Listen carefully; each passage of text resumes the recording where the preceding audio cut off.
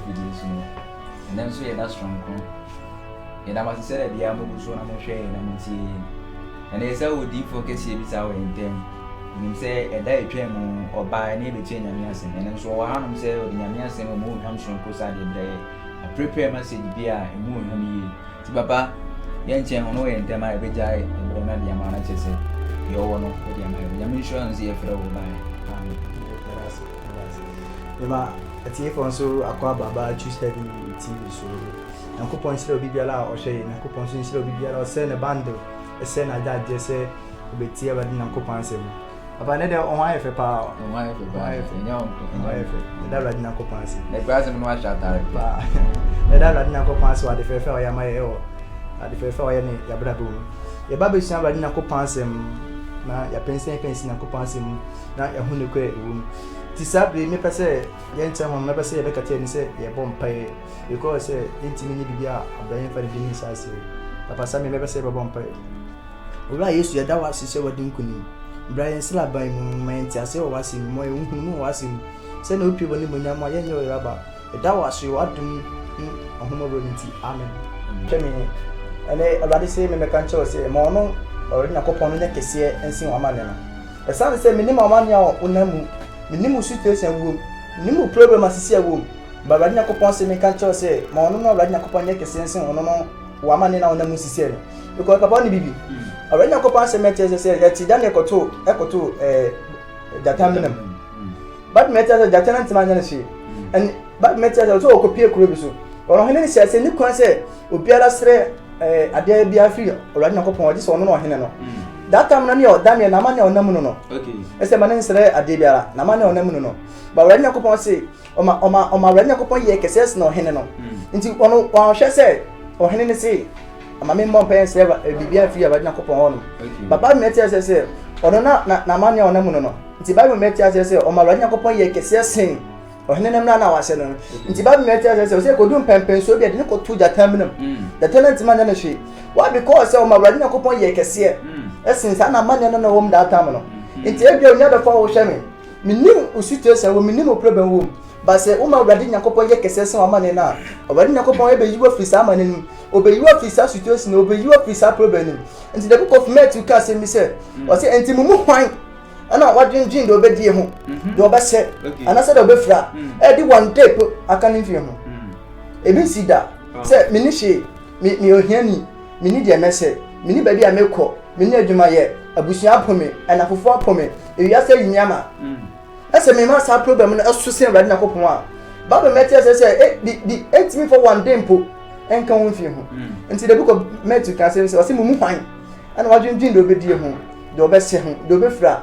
di one day mpo aka ni fi ho da ensi nsu da na ensi nsu da kopon se Yesu Kristo beba nti onya da for hwe wrade na kopon se me ka so se ma wa mane na onamu no ma osutuesi na onamu no enya kesensin ma osutuesi na onamu no ma wrade na kesensin da osutuesi no e ba to atiasi nti se o ma sa osutuesi no eye kesensin wrade a na beka se o ada me de wrade apa ada na ada me bon pay wrade na kopon ana but you yourself say osutuesi na unamu no de e bi si o wiase da okay ba to atiasi yon ko fo bo ma o mu na osutuesi bi ma o mu no se osutuesi ni de e bi si o wiase da asusia wrade na kopon we de akati abusia fo ko yimi amanti akati ama me baby abrabo na kopim ne de eno ana me last ya no that is my end of my life I see but wrade na kopon se me ka tell say mo no nya kese sin da wa mane na onamu no nti Bible me tia say the book of 2 Samuel chapter 9 Bible me tia say no obi Jonathan fi a na ne na asensene na busia fo nka ho ye kane pa ye nka ne mfra se two times say ye ko party bi e two times say ye ko seba bi e two times say ye fenipa e two times say frade fo e two times say fesika fo a na ye nka ho ba no mu ne se ne na asensene o mu se ne na asensene ti satan e de nya hye nye ye kane pa ye fa ne nka ho abusafo be se na se ye family ye fa ne nka ho bi why because se ne na asensene ni stuni fa so o wiase ba wrade na ko pa se me ati ase so ma wrade na ko pa ye kese esensa ne na asensen no nti Bible meti say David can say himself or say is there anyone left in the house of Saul I David I must show him a favor nti Bible meti say or say Mephibosheth ama wrade na kopon ye kese esin da na amane no nti David bi sa Ziba say edasi kabu o Jonathan fi ana na ɔka sɛ mi sɛ ɔsi aberante bi wɔ hɔ nom a ne nan sensene mbatɔ mam ka sɛ mi kyerɛw mefi bɔsɛt ɛma awurade nyankopɔn yɛ kɛsɛ sen amanneɛ no ama awurade nyankopɔn yɛ kɛsɛ sen ne nana twitwa no sɛ nka mene mmea no na kɛ kɔteɛ tu afiase sɛ nka mene mmea no kɛ yɛ na seneɛ ka mene mmea no na kɛ yɛkɔforo ka ne nsa twitwa yɛ nka wɔn yɛhu yɛn ho sɛ yɛ last ano no why because yɛntimi nya adwuma why because yɛntimi nante why because yɛfrɛ nipa yɛmfrɛ ka ho but bible na ɛte aseɛ sɛ ɔsɛ obia na ne na asensene no na ɔma awurade nyankopɔn yɛ kɛseɛ ɛsen amanneɛ no mpato ate aseɛ nti bible meti aseɛ sɛ ɔpra nyankopɔn favor tɔ no so no ɔma awurade nyankopɔn yɛ kɛseɛ sen amanneɛ no ɔma awurade nyankopɔn yɛ kɛseɛ sen ne problem no awurade nyankopɔn favor tɔ no so no ɛna david suma no sɛ yɛnkɔfɛ ne mmra na bible meti aseɛ ɔsɛ yɛ nnɛ metop no wɔne me ne bɛdidi mapono so amen why because ɔma awurade nyankopɔn yɛ dɛ ɛyɛ kɛseɛ sen ne problem no ɔnam no amen nti onyadefo ɔhwɛ me menim wo problem wom sɛ yɛate wɔto afiase sɛ abusuafo awregyatew sɛ yɛsɛ wode woyɛ donkey sɛ yɛsɛ woyɛ wiadeɛ ma awurade nyankopɔn yɛ kɛseɛ sen w'amanneɛ na wonam no so ma awurade nyankopɔn yɛ kɛseɛ sen w'amanneɛ na wonam na megidi yɛ sɛ awurade nyankopɔn ɔyɛ nɔma ɔteteberɛ mu no sɛ nyankopɔn no nso bɛyɛ nɔma foforɔ wɔ brabɔ mu enti bible mɛte sɛ the book of Genesis chapter 40 bible mɛte sɛ ɔsɛ yɛkyi Joseph kɔto afiase anka sɛ mekyerɛ ade bɔ hanom sɛ yɛkyi Joseph kɔto afiase sɛ nka menu mɛ no ka nɛ me yɛte yɛ kɔto afiase yɛte yɛ kɔto prison a hɔnom ne ka yɛbɛhyɛ ase adawto ɔne yɛbɛhyɛ ase aka nsɛm sɛ ade ntina awurade mesom no kwere tinim no wama yɛte ma kɔto afiase ɛnɛ saa bia mesoma awurade nyankopɔn bio yɛ onipa bi ne wɔ hɔ saa ɛtumi ka sɛ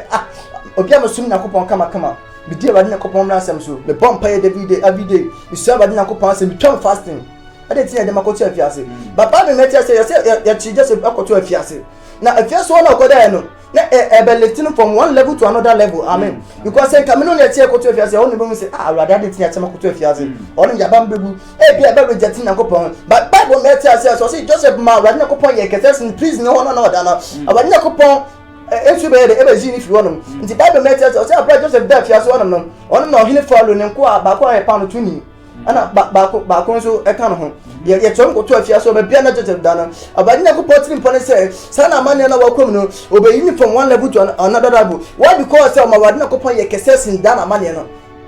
me pa cho tia say nti ni usutu sin na onamu no say abusuafo rejective ye kan nipa ye fa onka ho ye be say meeting ko e mo din flow e wi ase apo abrabo na ju ayu tokne do so la do be di company bi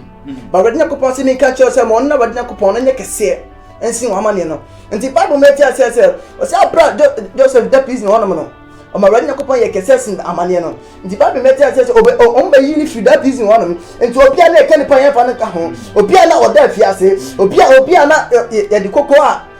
asichire company mi koma no awurade Nyankopon se meti asese ebedum pempenso bia ye ni bedi hene ye ni Nyankopon yi ni from one level to another level anti ebeton pempenso bia na honom nya wona hweso amen nti mam ka cho se wa manya na wonam no se wo suitwesi na wonam no se wo suitwesi na wonam no se wo problem na wonam no entimi sisa wa brabo entimi for do be dem bra ho entimi sisa ba na ko poda sanse na ko poda ya som no o na ko poda bia wate asidada no on sisa da nti ma brade na kesensi wa manya na wonam no ma brade enya kesensi wa manya na wonam no enka cho ho se da me agree there akati amame dem ya do dem ye tinye ye sam pepen so agree je me ye hye ye an ka to say ma brade ne kese wa man na nam no e pa to what say because nowadays in senke ye Christopher no and say ye didi fo bi na ye na asensene ye na twitwa ye ne efra ye te akoto afiase because na ye be say that to say e brade na dai o pomi ana ye be set for brade na ko party bo ma brade na ko pan ye kese o ma man na nam no nto nya da fo a wo hye me ma brade ne kese esi wa man no ma awurade nya kese ensi problem no ma awurade nya kese ensi situation na nam no na so ma awurade nya kese ensi situation na me didi yi ese na kopon be yi wo free sa wo situation ni no do up different level ente be dum pempen so bi wo na keni pambu wo na keni pa yi tutune wo ye didi na ka ja omu wo before so be da dwada din ti so akọ bi akosere no e be ton pempen so ma awurade na kopon ye kese ensi wa ma na ebeton pempen so be ba Nyankopon be yi wo from one level to different level nti ebeton me be o ma na ko omudi otema o ma na kom yi utotwe no ebeton me bo so ho no ma sase sisi o mutase enya bibia nti o enya so ko jado enya so ko malandi ho enya so ko dusini bo why because some of Nyankopon ye kesese amane no why because some of Nyankopon ye kesese situation no ma wadi ne kesese amane no ma wadi ne kesese amane no ti sabre be ndi ma semba be ye de betima ka che on se ma wade nye kesense wa mane no enka che on se me da fiase enka che se ababa yim topini ene enka che on se sa me dem ya yeye enka che on se aye too late enka che on se sa meje ewi asa reject me but de betima ka che on se ma wade nyankopon nye kesense wa mane no ma wade nyankopon enye kesense wa mane no me da wasise utimi hwe adwumaje e ba to ya no subscribe wi ya no wase ama me e ba to ya mampaye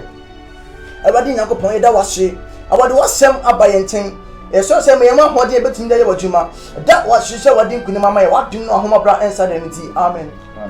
ya da tefo nyina se e ba cho wo hwa no subscribe no wase na ama comment ho na e se de nyankopon ase no nsubu e betimi atere amen da bla nyankopon ase obusiafo